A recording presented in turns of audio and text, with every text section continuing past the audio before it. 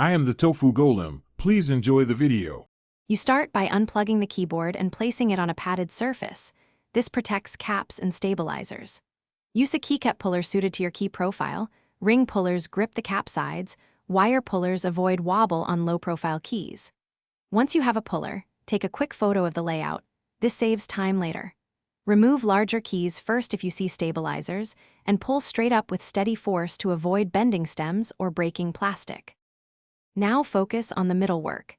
Stabilized keys like space, enter, and shift need even lifts.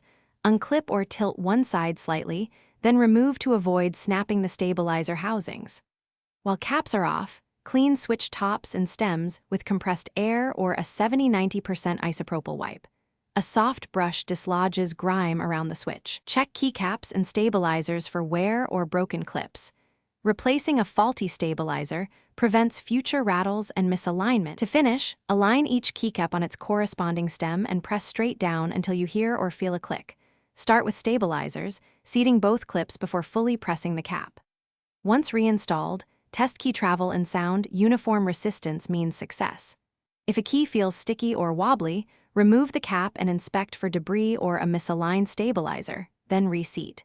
If problems persist, swap the suspect cap or switch, often replacing.